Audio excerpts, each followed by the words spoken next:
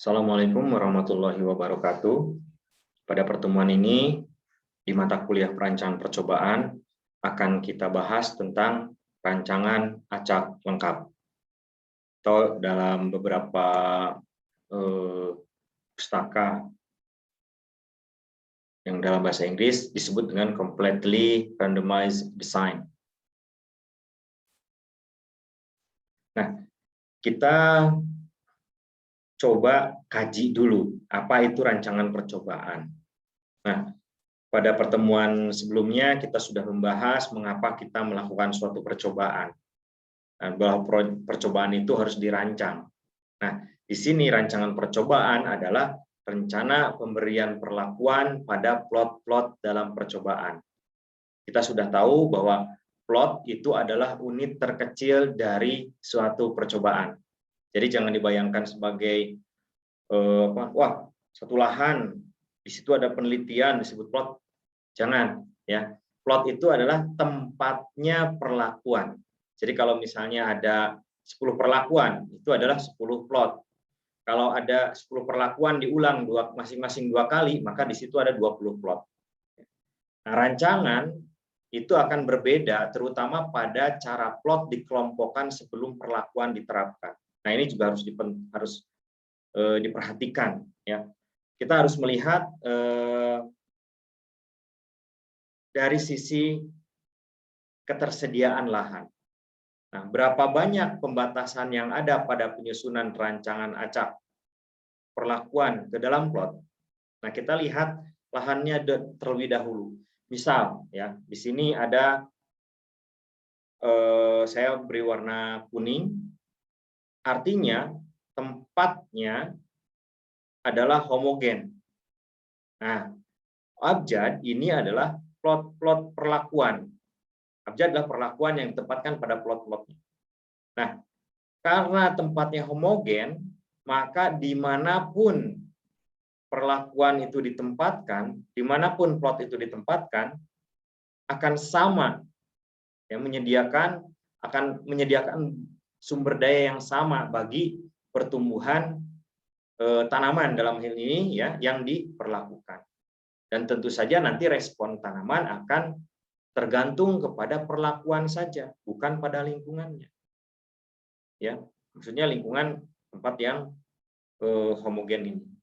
Nah, kedua, bisa jadi tempat penelitian percobaan kita lahannya itu mempunyai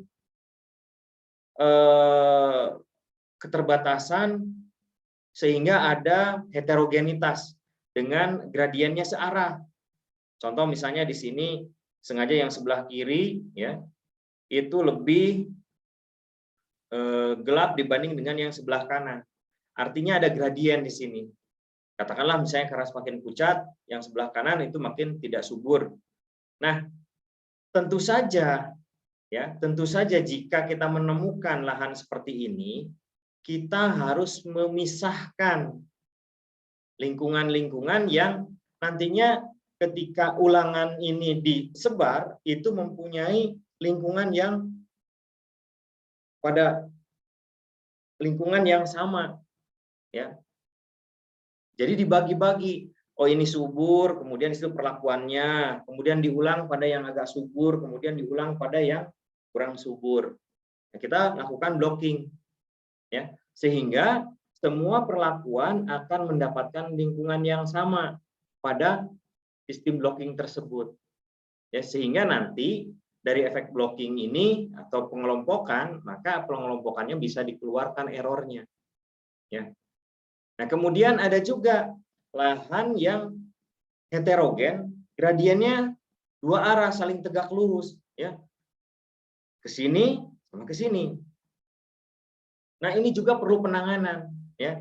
Sehingga rancangan di lapangan itu akan berbeda-beda dalam upaya mengendalikan error yang disebabkan oleh lingkungan. Nah, inilah, ya, rancangan percobaan. Jadi rancangan percobaan itu perlakuannya dirancang, lingkungannya juga dirancang, termasuk nanti untuk pengendalian galat yang muncul, rancangan analisis statistiknya juga harus ada. Nah, rancangan percobaan ini diperlukan, ya. Jadi kita harus merancang percobaan untuk memberikan perkiraan kesalahan eksperimental atau experimental error. Nah, ini ya, pada minggu lalu kita sudah membahas bahwa metode yang baik itu harus bisa memberikan prediksi kesalahan yang akan mungkin muncul. Nah, ini harus dikendalikan. Nah, kedua, perencanaan percobaan ini diperlukan untuk meningkatkan presisi. Ya, ini bisa dilakukan dengan pengelompokan atau blocking. Ya. Kemudian untuk memberikan informasi yang diperlukan dalam melakukan uji signifikansi dan menyusun perkiraan interval. Ya. Perkiraan interval apa? Perkiraan interval dari rata-rata. Untuk memfasilitasi penerapan perlakuan, ya, khususnya yang berkaitan dengan kebiasaan-kebiasaan yang sering dilakukan. Ya. Nah, ini kebiasaan-kebiasaan yang sering dilakukan dalam budidaya, mungkin itu menjadi faktor nantinya yang memunculkan galat. Biasanya juga seperti ini. Nah, itu jangan sampai dimunculkan, kecuali kalau faktor kebiasaan itu akan menjadi objek penelitian. Ya. Jadi demikian, bahwa yang berkaitan dengan kebiasaan-kebiasaan ini kita harus mengeliminasi supaya efek galatnya itu bisa menyebar merata dan bisa dikendalikan. Nah, di sini ada faktor-faktor yang perlu dipertimbangkan di dalam menyusun rancangan percobaan. Di antaranya adalah fitur fisik dan topografi dari lahan yang akan kita gunakan untuk percobaan. Kita misalnya bisa memilih lahan yang hamparan, yang rata, atau juga misalnya kebetulan kita mendapatkan lahan yang ada di lereng bukit miring. Ada juga misalnya lahan yang konturnya naik turun. Nah, ini harus dikendalikan, harus kita rancang bagaimana percobaannya, ya, sehingga galatnya bisa kita kendali. Kemudian variabilitas tanah juga sama. Kalau hanya ukuran yang kecil, mungkin dengan mudah ya heterogenitas lahan bisa dikendalikan dengan cara pengolahan ya intensif, itu sudah homogen. Namun dalam hamparan yang agak luas, nah ini pasti akan terjadi variabilitas tanah. Kemudian jumlah dan sifat perlakuan, dan juga ini harus diperhatikan perlakuan-perlakuan apa saja yang akan kita terapkan. Apakah perlakuan varietas, apakah perlakuan pengukukan, ya. Kalau varietas ingin dilihat responnya, ya tentu saja lingkungannya harus homogen. Kemudian kalau seandainya kita perlakuannya pengukukan, nah, lihat dulu tanahnya, apakah bekas penelitian terdahulu pemupukan juga atau tidak, ini juga harus diperhatikan. Jenis tanah juga, ya, apakah jenis-jenis tanah kan bermacam-macam, ada yang netral, ada yang masam, ya, ada namanya nanti. Nah, ini harus diperhatikan. Durasi percobaan, apakah percobaannya dalam satu musimnya berapa bulan, kemudian ada yang misalnya tahunan, ya, ada yang 2 tahunan, 3 tahunan, dan seterusnya. Ini juga harus diperhatikan ya, ketika kita menyusun rancangan percobaan. Mekanisasi, tentu saja mekanisasi itu ya, apalagi sekarang ya, mekanisasi itu adalah tuntutan. Kita harus menyediakan plot percobaan yang cukup untuk dilakukan mekanisasi. Jangan sampai misalnya ukuran plot hanya 1 meter persegi tapi menggunakan traktor, kan tidak mungkin ya. Jadi harus ada luas minimum di situ. Ukuran perbedaan yang akan dideteksi. Nah, perbedaan-perbedaannya itu ukuran perbedaan yang mau deteksinya berapa persen, mau 5%, 10%, dan lain-lain. Tingkat signifikasi yang akan digunakan, ini juga sama ya, tingkat signifikasinya apakah selang kepercayaannya bisa diterima 95% atau 99%. Nah, ini terkait dengan penyusunan rancangan percobaan. Sumber daya eksperimental, manusianya, ya, artinya tenaga, modalnya, bahannya, dan lain-lain, ya. Nah, ini juga harus diperhatikan di dalam menyusun rancangan percobaan. Ingat, rancangan percobaan tidak hanya satu, tetapi melibatkan minimal 3, rancangan perlakuannya, rancangan lingkungannya dan rancangan analisis statistiknya. Pilih rancangan percobaan yang paling sederhana yang akan memberikan presisi yang diperlukan dalam batas-batas sumber daya yang tersedia. Jadi kalau kita melakukan penelitian, ya, pilih dengan yang sumber daya yang minimum tetapi hasilnya sangat luar biasa untuk disampaikan sebagai suatu pengetahuan baru, suatu teknologi baru, keilmuan baru, dan lain-lain. Nah, ketika kita menyusun perencanaan percobaan, tadi sudah saya sampaikan, ini ada 3 hal yang harus kita perhatikan, bagaimana rancangan perlakuannya, bagaimana rancangan lingkungannya, dan bagaimana rancangan analisis statistiknya. Ini semua saling terkait. Rancangan perlakuan. Perlakuan adalah prosedur yang efeknya akan diukur. Ini disebut dengan perlakuan. Nah, di dalam perlakuan itu ada yang disebut dengan faktor. Faktor ini adalah suatu variabel bebas, kita lambangkan sebagai X, yang sebagai kelas perlakuan dikendalikan oleh peneliti untuk dianalisis. Ini faktor. Nah, untuk faktor sendiri, itu kita bisa melibatkan faktor tunggal, ya, atau bisa jadi melibatkan lebih dari satu faktor. Nah, kalau nanti melibatkan lebih dari satu faktor, maka penyusunan kombinasi dari level-level faktor ini itu bisa berhierarki atau tersarang atau nested. Bisa juga disusun secara faktorial. Ini susunan level-level dari setiap faktor, ya. Nah, pada setiap faktor terdapat taraf atau level, yaitu keadaan dari suatu faktor. Ada nanti contohnya. Kemudian rancangan lingkungan. Rancangan lingkungan itu sebenarnya hanya ada 3 rancangan dasar. Nah, dari 3 rancangan dasar ini kita nanti bisa melakukan modifikasi-modifikasi untuk mempermudah penanganan perlakuan. Apa saja rancangan lingkungan yang dasar ini? Yang pertama adalah rancangan acak lengkap. Kita singkat sebagai RAL atau Completely Randomized Design. Ya, kapan kita menggunakan RAL? Jika lahan yang kita gunakan untuk penelitian percobaan homogen dan bahan dari setiap perlakuan juga homogen. Kemudian yang kedua, rancangan acak kelompok atau RAK atau Randomized Block Design.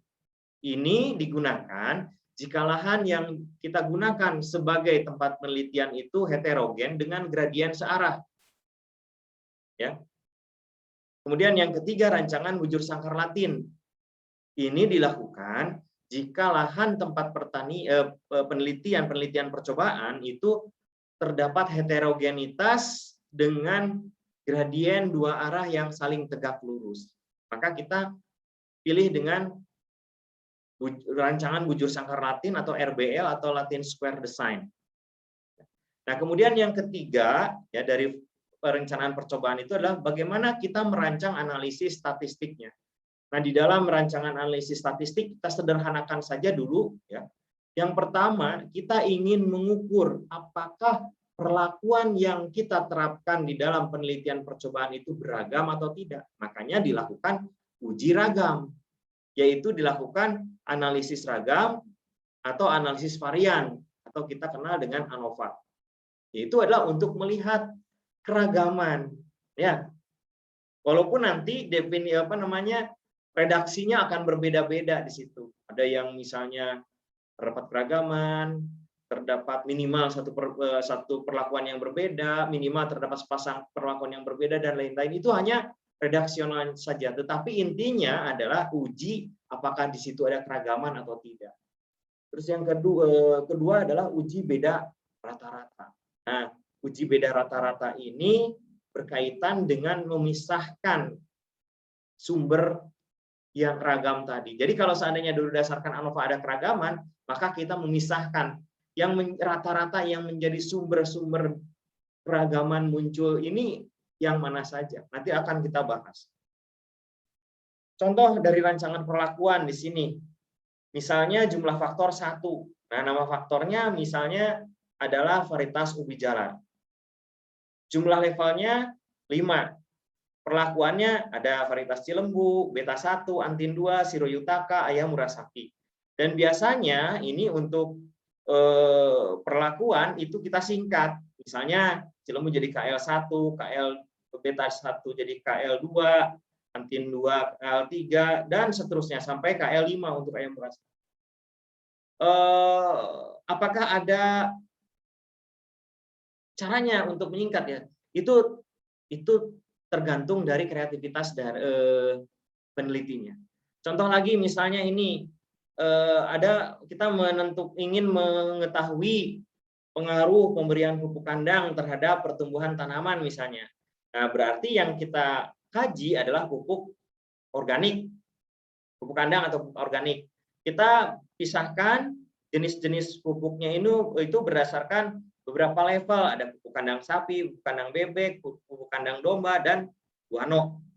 Nah, ini kodenya P1, P2, P3, P4. Ada yang dosis pupuk N ini ya, seperti ini. Ada juga misalnya kita ingin melibatkan dua faktor. Faktor pertama varietas kedelai, faktor kedua adalah dosis pupuk urea. Di sini level dari varietas kedelai ada dua, yaitu varietas Wilis dan Cikuray dengan kodenya V1, V2. Kemudian level pemupukan ada 3, ya, 0, 5, 10 dengan N0, N1, N2. Nah, ini perlakuan yang merupakan kombinasi dari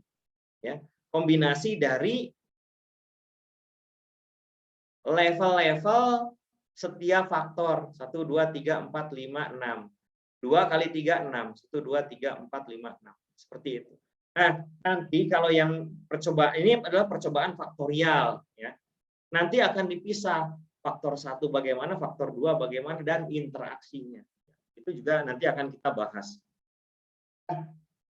Untuk melihat apakah perlakuan itu berpengaruh atau tidak, maka kita memerlukan suatu indikator yang merespon.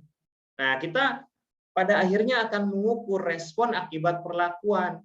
Respon merupakan variabel tak bebas. Kita kodekan dengan Y, yaitu penampilan yang disebabkan oleh variabel bebas. X, yaitu perlakuan.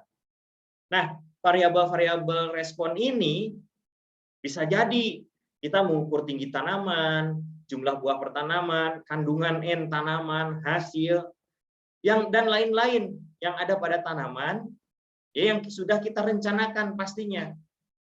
Nah, dengan anggapan bahwa variabel-variabel tersebut adalah yang merespon dari pemberian perlakuan. Nah, kita masuk ke rancangan lingkungan, rancangan acak lengkap. Ini merupakan rancangan yang paling sederhana dan tidak ada batasan-batasan yang sangat khusus. Setiap plot memungkinkan yang sama untuk ditepati perlakuan-perlakuan. Ini warnanya kuning, kuningnya merata di seluruh wilayah, artinya D mau ditukar dengan C sama saja. Tapi ingat, jangan seperti itu. Ini harus diacak tetap, ya. Penempatannya harus acak. Jadi dimanapun plot ini, maka homogen, ya, akan memberikan sumber daya yang sama. Kelebihan RAL itu adalah fleksibilitas, sejumlah perlakuan dan sejumlah ulangan. Ya, fleksibel. Kemudian tidak harus memiliki ulangan yang sama per perlakuan. Artinya kalau seandainya per perlakuan mempunyai ulangan yang berbeda, misalnya perlakuan 1 ulangannya 3, perlakuan 2 ulangannya 4, tidak ada masalah, ya. Namun, ya, lebih efisien jika ulangannya sama. Efisiennya di mana? Efisien di penghitungan, kemudian di pembahasan dan lain-lain. Kemudian analisis statistiknya sederhana, walaupun perlakuan mempunyai ulangan yang tidak sama, ya. Walaupun ini bukan perlakuan. Kemudian jika ada plot yang hilang tidak jadi masalah. Jadi tinggal tadi ulangan bisa berbeda, jadi dihilangkan saja. Kemudian derajat bebas kesalahan dalam keadaan yang maksimum, ya, maksimum dari perlakuan. Namun kekurangan RAL adalah jika plot-plotnya ditempatkan pada hamparan yang tidak seragam, nah ini presisinya menjadi rendah. Contoh seperti ini. Kalau ada gradasi seperti ini atau gradasi seperti ini, maka kita tidak bisa, ya, Atau kalaupun bisa memaksakan menggunakan RAL, maka presisinya menjadi sangat rendah. Jadi tidak menggambarkan potensi perlakuan sesungguhnya. Nah, penggunaan RAL itu jika lokasi dan bahan setiap perlakuan percobaan relatif seragam. Lokasi seragam, ya, tadi sudah pasti seragam ya. Kemudian bahan, nah ini apa yang disebut bahan? Begini, walaupun misalnya kita melakukan, kan selalu ada bahwa yang homogen itu di rumah kaca, yang homogen itu laboratorium. Kita lihat sudut pandangnya dulu. Sudut pandangnya, kalaupun misalnya dilakukan di rumah kaca, kita lihat bahannya. Contoh misalnya, saya mau melakukan penelitian ubi jalar ditanam di polybag. Itu kan homogen. Ya, homogen. Polybag. Anggap aja homogen karena tanahnya sama, volumenya sama dan lain-lain. Nah, ketika kita lihat bahannya kalau seandainya stek ubi jalarnya berasal dari pucuk semua, tidak ada masalah, maka memang itu RAL. Tetapi kalau seandainya ada yang bagian pucuk, kemudian kedua pucuk, ketiga pucuk, nah ini menjadi tidak homogen bahannya. Oleh karena itu tetap itu harus dilakukan blocking. Ya, blocking bahan tanam. Jadi lahannya walaupun seragam, homogen, namun kalau bahan tanamnya tidak homogen, ya berarti itu adalah sumber blok. Jadi errornya nanti dipisahkan. Jika fraksi besar, plot mungkin tidak merespon atau mungkin hilang. Artinya kalau plotnya terlalu besar, ya tidak terlalu merespon karena apa? Efek rata-rata muncul. Ya. Kemudian jika plot terbatas, artinya kalau plotnya terbatas maka gunakan RAL. Ya. Jadi plot terbatas itu jumlahnya kecil, 6, 8, ya 12, itu masih bisa masih bisa ditentukan. Atau misalnya penelitiannya dalam polybag, dalam pot dan lain-lain itu menggunakan RA. Nah, di dalam analisis RAL itu ada pemodelan. Di sini ada model linear rancangan acak lengkap itu dituliskan sebagai YIJ sama dengan mu tambah tau I tambah epsilon IJ. YIJ adalah pengamatan pada perlakuan ke I ulangan ke J. Kemudian mu ini rata-rata umum. Tau I pengaruh perlakuan ke I, epsilon IJ sama dengan galat percobaan perlakuan ke I ulangan ke J. Ini adalah modelnya. Jadi kalau ditanya yang melambangkan pengaruh perlakuan itu yang mana, langsung ini tau. Ya. Nah ini kalau misalnya dipindahkan ke sini berarti YIJ dikurangi mu, artinya itu adalah simpangannya.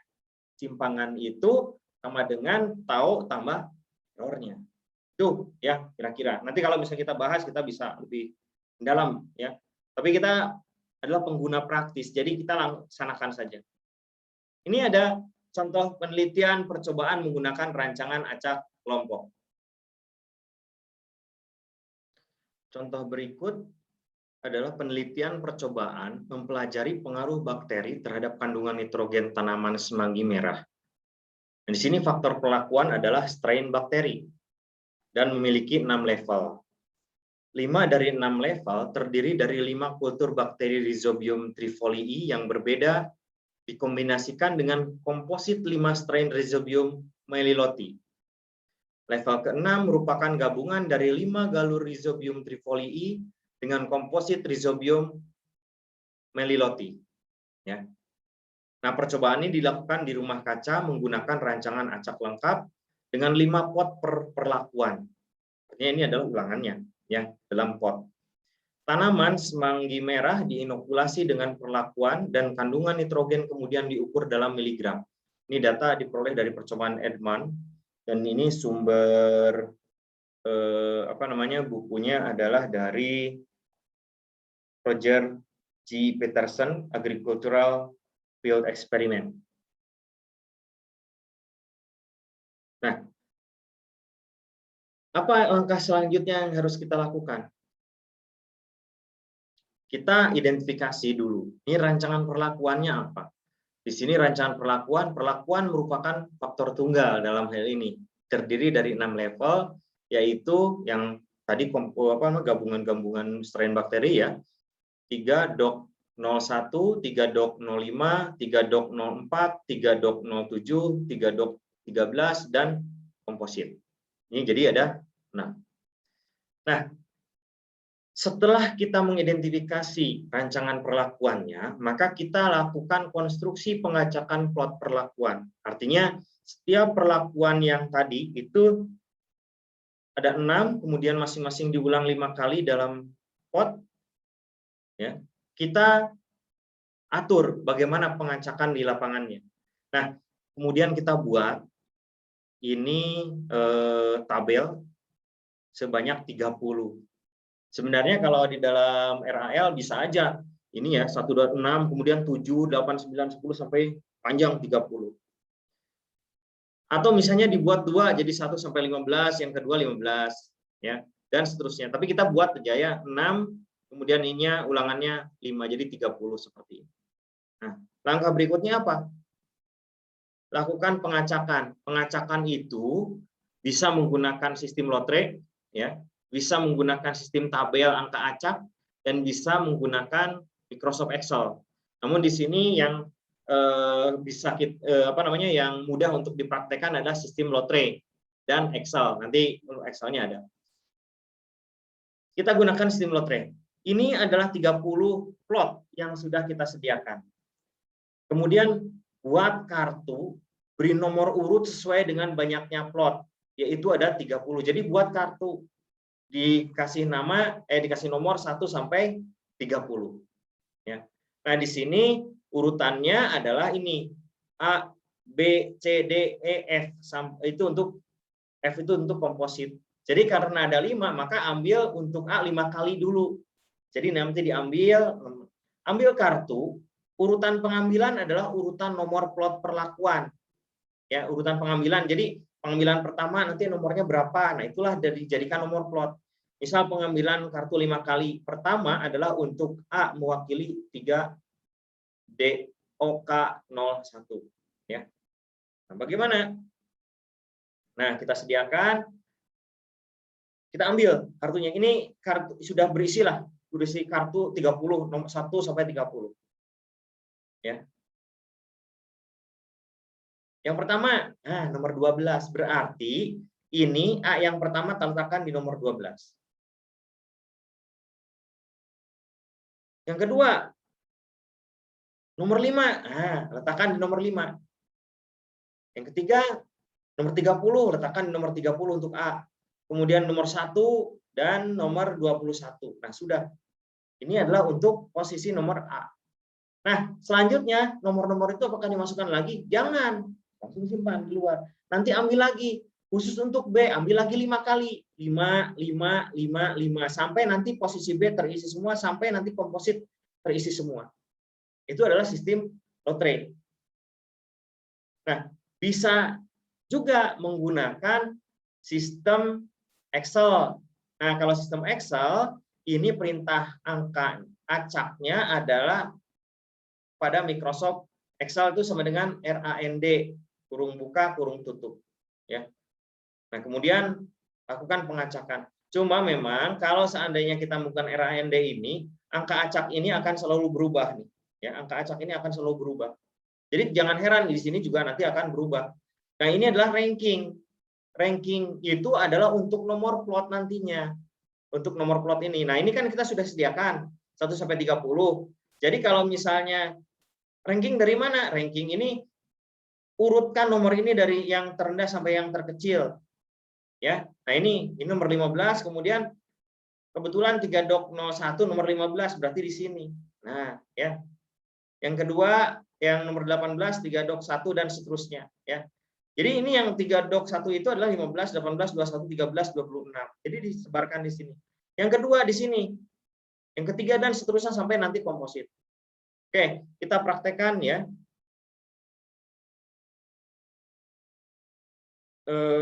Berdasarkan Excel.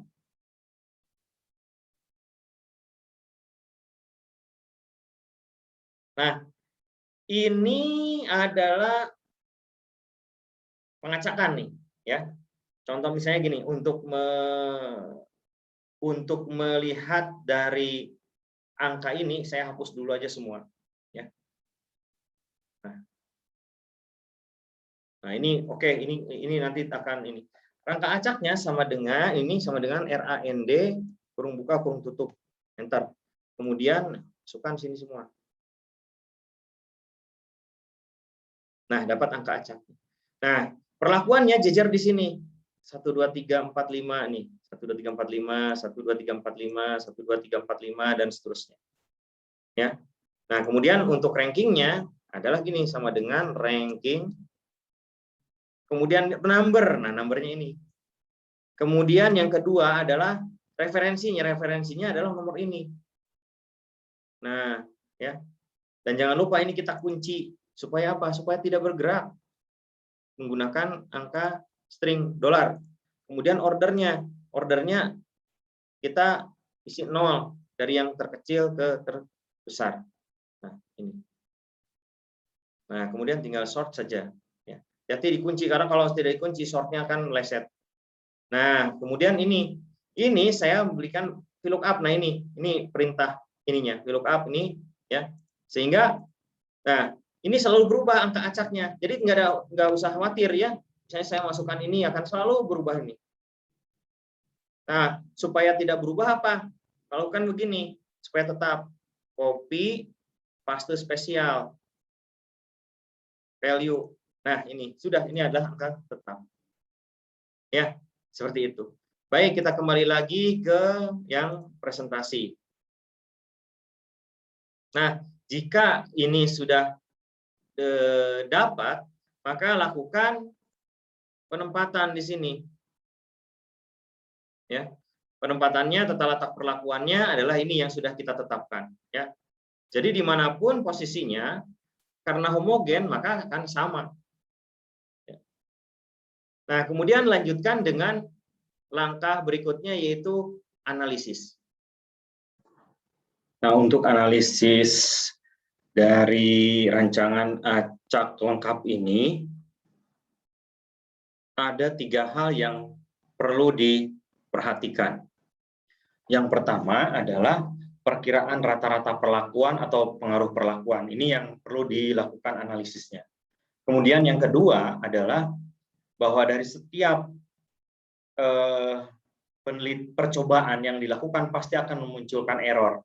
Nah, di sini kita melakukan penelitian percobaan, ada perlakuan. Nah, kemudian kita mengukur respon dari perlakuan tersebut. Perlakuan 1, perlakuan 2, perlakuan 3, perlakuan 4, perlakuan 5, perlakuan 6.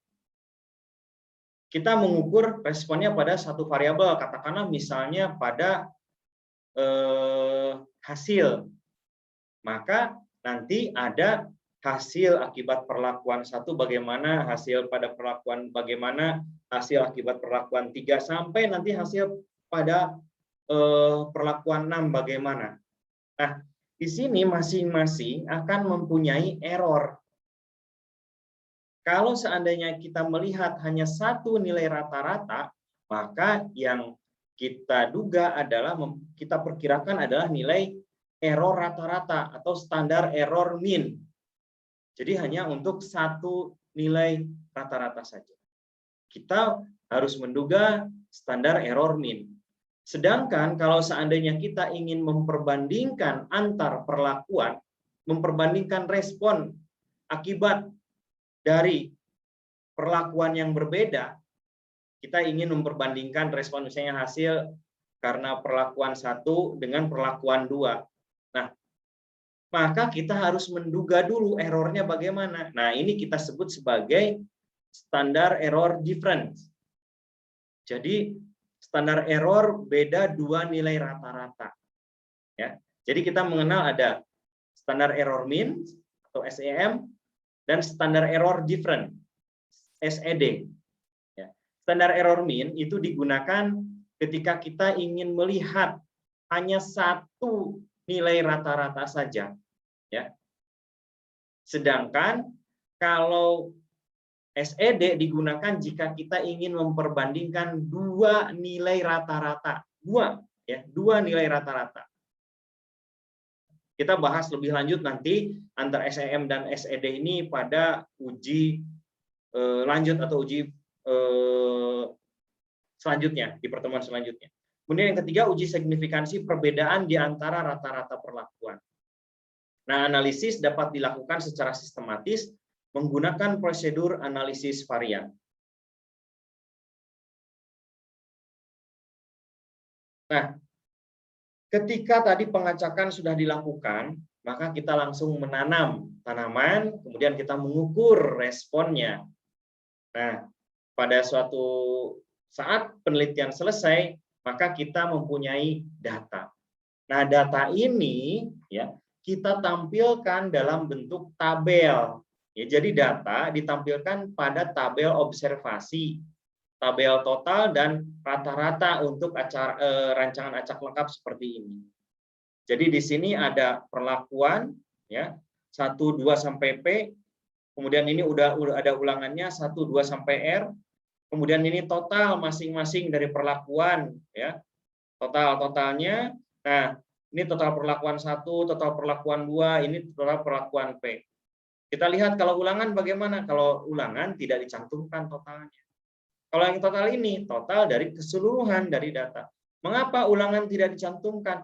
Karena kita nantinya tidak mengeliminasi pengaruh ulangan. Ya, jadi pada RAL pengaruh ulangannya tidak dikeluarkan, tidak dijadikan sebagai sumber ragam. Ya. Nah, jadi seperti ini datanya. Nah, kemudian ini adalah analisis varian data berdasarkan rancangan acak lengkap. Ini jika ulangan sama, ya. Jika ulangannya sama, maksudnya ulangan untuk setiap perlakuan.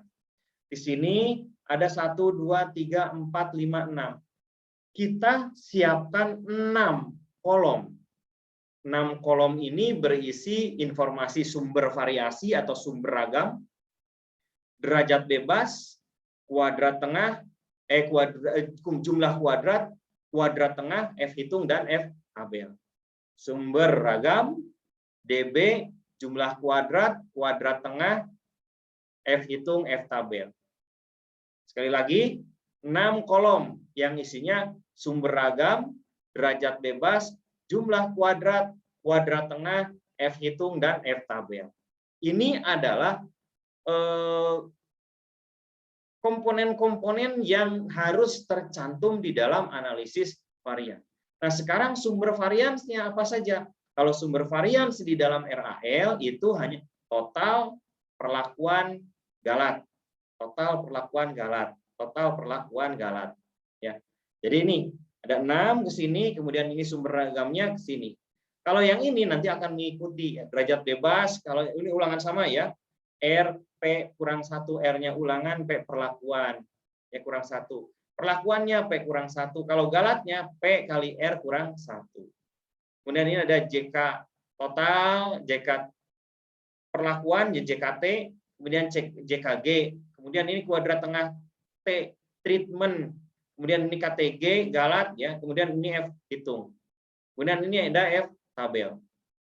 Ini kalau seandainya ulangan untuk setiap perlakuannya adalah sama. Nah, bagaimana kalau seandainya pada penelitian percobaan menggunakan RAL ulangannya tidak sama? Apakah bisa? Bisa. Jadi RAL itu kalau seandainya ulangan tidak sama tidak ada masalah. Nah, di sini sama ini juga kita siapkan 6 kolom. Sumber ragam atau sumber variasi, derajat bebas, jumlah kuadrat tengah, F hitung, dan F tabel. Sumber ragam, derajat bebas, jumlah kuadrat tengah, F hitung, dan F tabel. Sumbernya sama, total perlakuan galat. Nah, yang berbeda ini adalah derajat bebasnya. Untuk total N kurang 1. N-nya apa? N itu semua plot. Artinya jumlah plot. Ingat, plot itu adalah keseluruhan. Ya. Jadi, misalnya ada ulangan yang 2, 3, ada 4, ada 5, dan semuanya dijumlahkan. Plotnya ada berapa? Kurangi 1. Perlakuan, ini P kurang 1. Kemudian untuk galatnya adalah N kurang 1. Jadi ini adalah sama dengan yang totalnya. Kemudian jumlah kuadratnya ini JK total, JKT, G, ya, dan sama saja di sini. Ya. Nah, kita contohkan yang ulangannya sama. Katakanlah dari tadi hasil penelitian tentang strain rhizobium, ya, kita sudah dapat data seperti ini. Ini perlakuan, ya, ini faktornya faktor strain, perlakuannya ini kita tempatkan ada 6 di sini, ya. Kemudian ini adalah ulangannya, ya. Ini adalah totalnya, total yang mau kita analisis datanya. Di sini masih tidak saya cantumkan rata-ratanya, ya. Tapi ini adalah nilai totalnya, bukan rata-rata. Nah, setelah ini bagaimana? Setelah data ini siap, maka lakukan satu, hitung derajat bebasnya. Yang pertama derajat bebas total, ini RP kurang 1 sama dengan 5 kali 6 kurang 1 sama dengan 29. Kemudian derajat bebas strain bakterinya, ini P kurang 1, 6 kurang 1 sama dengan 5. Kemudian derajat bebas galatnya ini adalah P kali R kurang 1 sama dengan 6, 5 kurang 1 sama dengan 24. Ini, ya. Nah, setelah derajat bebas kita isikan, langsung menghitung jumlah kuadrat. Nah, sebelum kita menghitung jumlah kuadrat, maka kita harus menghitung dulu faktor koreksi. Faktor koreksi itu adalah jumlah general dikuadratkan dibagi dengan N. N-nya ini adalah R kali P. Jadi kalau seandainya kita operasikan, ini jumlah general totalnya ini, totalnya 596,6. Di sini dikuadratkan dibagi dengan 6 perlakuan kali 5 ulangan, sama dengan totalnya adalah ini 11.864,39. Nah, kalau seandainya dilakukan secara manual seperti ini, hati-hati, jangan dulu kita memotong, membulatkan, tapi keseluruhan. Kalau saya sarankan menggunakan Excel, nanti keseluruhan angka akan ikut dioperasikan, sehingga biasanya menjadi kecil. Nah, setelah faktor koreksi, kita hitung jumlah kuadrat total. Ya, jumlah kuadrat total ini bagaimana cara menghitungnya? Semua nilai dikuadratkan, 19,4 kuadrat tambah 32,6 kuadrat tambah 27,0 kuadrat dan seterusnya, nanti nomor terakhir 20,8 kuadrat. Ini, ya. Dijumlahkan, kemudian dikurangi faktor koreksi sama dengan ini dapatnya 11,299,97. Setelah total, maka kita hitung jumlah kuadrat perlakuan. Ya, jumlah kuadrat perlakuan yang mana? Yang ini. Ini total-totalnya. Jadi 144,1 dikuadratkan ditambah 119,9 dikuadratkan dan seterusnya. Nah, karena ini berasal dari 5 ulangan, maka ini rata-ratanya dari 5 ulangan dibagi 5. Kemudian baru dikurangi dengan angka faktor koreksi. Dapatlah angkanya ini. Kemudian yang terakhir jumlah kuadrat galat, ini adalah JK total dikurangi JK perlakuan, ya. Mohon maaf ini kok jadi berubah jadi JKP ya, harusnya JKT ya. Ini perlakuan tuh JKT tadi, tapi nggak apa-apa, P itu adalah perlakuan saja gitu ya. Nah, seperti itu.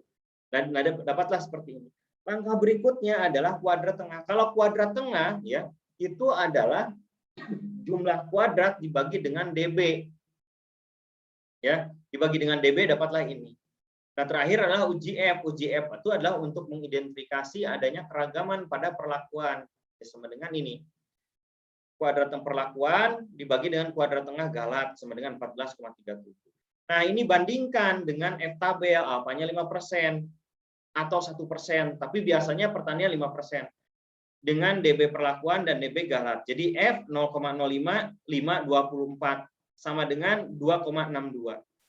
Karena F hitung lebih besar dari F tabel 5%, maka rata-rata perlakuan secara signifikan berbeda pada tingkat uji F 5%. Ya. Nah, ini selanjutnya kita susun nilai koefisien variasi. Nilai koefisien variasi ini adalah menunjukkan seberapa besar persentase galat yang dibentuk. Jadi di sini angka dari koefisien variasi untuk percobaan, hanya kalau yang untuk percobaan itu dari galat ya. Dari galat. Ingat, KV ini untuk percobaan harus dari galat. Kalau seandainya galatnya kecil, maka penelitian ya presisinya juga tinggi, seperti itu. Ya, jadi seperti ini KT galat. Ingat ini akarnya jangan sampai ke bawah, dibagi dengan Y general total kali 100%. Ini akar 11,79 Y dari KT galat ya, dibagi dengan rata-rata keseluruhan 19,89 kali 100 sama dengan 17,27. Nah, jadi untuk respon kandungan N pada alfalfa merah itu sebesar 17,27%. Apakah ini besar? Ya, ini relatif masih lebih kecil ya. Karena untuk setiap karakter nanti akan berbeda-beda. Jadi ini kafein ini ada yang menyebutnya sebagai kakak ya. Tapi kalau saya menerjemahkan dari coefficient of variation. Jadi saya terjemahkan sebagai koefisien variasi. Kafein ini akan menunjukkan tingkat presisi dari penelitian ya. Semakin kecil semakin baik, tapi jangan juga kecil banget ya. Kalau terlalu kecil juga itu menimbulkan tanda tanya mengapa. Walaupun itu akan berbeda-beda antar karakter yang diamati. Mungkin akan berbeda nilainya di tinggi tanaman dengan bobot buah, dengan jumlah buah itu akan berbeda-beda. Nah, ini perlu nantinya ada kajian, nanti bisa jadi bahan penelitian. Kemudian standar error, ini standar error mean-nya adalah ini ya. Rumusnya, ingat kalau yang ini akarnya hanya KTG saja, kalau ini semuanya. Standar error mean itu berguna jika kita ingin memperbandingkan seluruh nilai perlakuan. Ya. Makanya dihitung satu nilai SE-nya itu berapa, karena ingin kita perbandingkan seluruh perlakuan. Sedangkan standar error difference, kalau seandainya kita ingin membandingkan hanya dua perlakuan. Pak, ini kan ada 6, iya, tapi perbandingkannya dengan kontrol saja ya. Misalnya kontrol A dengan B, A dengan C, A dengan D. Tidak B dengan tidak B dengan C, tidak. Tapi hanya dengan satu saja. Jadi semuanya adalah berpasang-pasangan. Nah, ini adalah tabel ANOVA lengkapnya ya. Ini tadi JK-nya sudah dapat ya semuanya ya. Ini total, galat, ini strain bakteri. Ingat ini totalnya saya simpan di bawah. Kalau yang tadi hitungannya di atas ya, tidak ada masalah. Ini rumus-rumusnya ya, kemudian ini KT-nya kita lihat. Nah, ini adalah totalnya DB-nya 29 untuk galat total, untuk bakterinya 5, untuk galatnya 24. Nah, ini JK ya, sudah ada tadi dihitung. KT ini tinggal menghitung, tinggal bagi saja JK dengan DB-nya, dapatlah ini. Ini juga sama 82 dibagi 84 ini. Kemudian F hitung itu adalah KT perlakuan dibagi dengan KT galat, sama dengan 14,37. F tabel ini kalau di Excel ya, FINV dapatlah segini. Kalaupun misalnya ingin melihat ini terletak pada, nah ini terletak pada peluang berapa, maka nanti peluangnya dilihat dari F ini. Ya. Nah ini adalah kita cari koefisiennya. Nah ini adalah RAK ANOVA analisis varian RAL secara utuh. Di sini kita lihat ya, karena F hitung lebih besar dari F tabel, maka ya terdapat keragaman respon akibat perlakuan. Itu redaksinya. Terdapat perbedaan yang nyata pada perlakuan. Kemudian minimal terdapat satu perlakuan yang memberi respon yang berbeda, minimal terdapat sepasang perlakuan yang berbeda. Ini adalah redaksi ketika kita menemukan fenomena seperti ini. F hitung lebih kecil dari F hitung lebih besar dari F tabel dengan nilai koefisien variasi sebesar 17,27%. Ya. Jadi ini tergantung nanti, ini adalah pernyataan statistik. Kita membaca dari statistik, belum pada alasan-alasan mengapa kalau ada pencampuran gen seperti ini bisa hasilnya berbeda-beda. Ya. Nah, ini bisa diterapkan pada Excel. Ya, ini hasilnya seperti ini. Saya sudah menyediakan linknya, silahkan untuk diunduh ya. Jadi kita buat tabelnya seperti ini, ya. Nah, seperti ini. Kok tidak ada Pak yang reng-rengan tadi, yang FK dan lain-lain. Nah, ini hasilnya. Baik, saya praktekkan nanti ya. Setelah ini, oke, saya praktekkan di. Nah, yang di Excel ini. Nah, ini adalah data, ya. Data-data yang diperoleh dari hasil penelitian Semanggi Merah, ya. Ini 3-1, ini ulangan 1, 2, 3, 4, 5, ini rata-ratanya semuanya, ya. Ini adalah jumlah totalnya, ya. Jumlah totalnya. Ini dari mana jumlah total? Kalau yang ini harusnya sama dengan sum, ya. Kemudian ini di blok seperti ini. Nah, kemudian kita geser.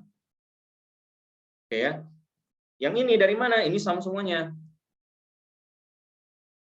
Ini dari semuanya ini. Nah, yang ini dari mana? Ini dari rata-rata. Nah, perintahnya adalah average. Jadi semuanya hati-hatiin, jangan sampai bawah. Oke. Nah, ketika data sudah siap, maka yang pertama kita hitung adalah faktor koreksinya saja dulu. Ya. Atau DB. Boleh DB dulu, ya. DB-nya untuk total adalah P kali R kurang 1 sama dengan P-nya perlakuannya 6 kali R-nya 5 kurang 1. Ya. Ini sama dengan 24. Oh, sorry. Kalau yang total adalah R kali P. Jadi 5 sama dengan 5 kali 6 kurang 1. Sama dengan 29. Inokulannya 6 kurang 1 sama dengan 6 kurang 1 sama dengan 5.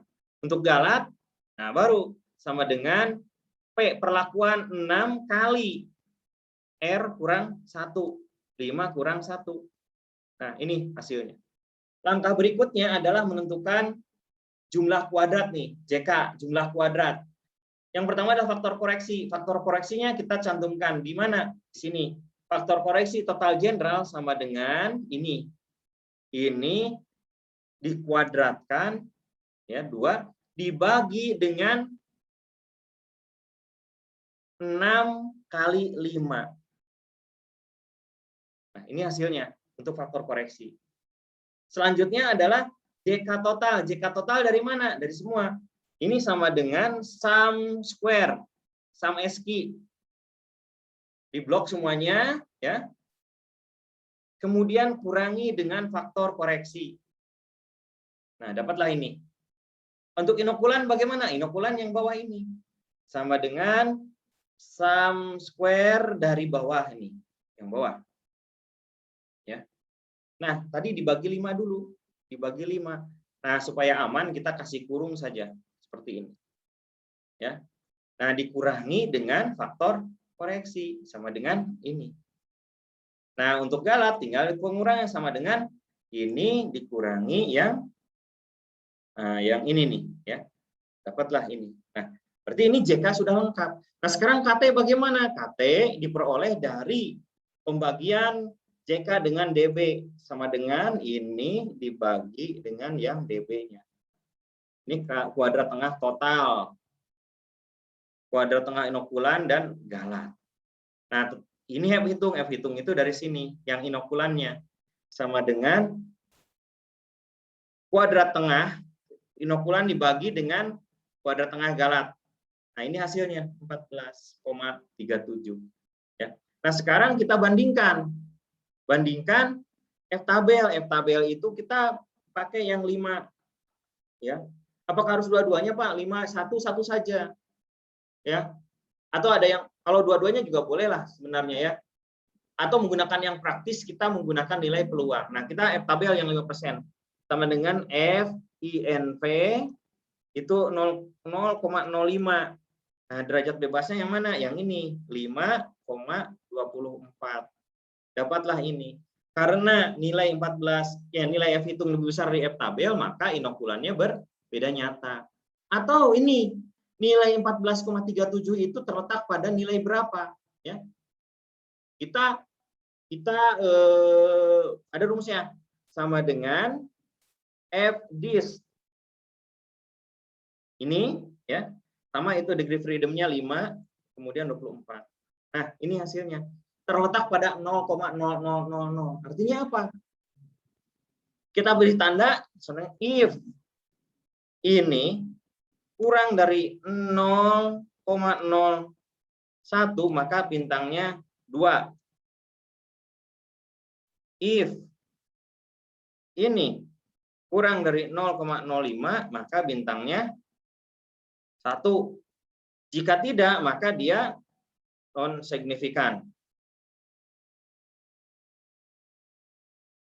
Nah, seperti ini. Artinya apa? Kita lihat, jangan lihat dulu yang F tabel. Kalau P, jika ini kurang dari 0,01, maka kita kasih bintang 2. Kalau kurang dari 0,05, maka kasih bintang 1. Ya, artinya ini berbeda nyata pada 1%.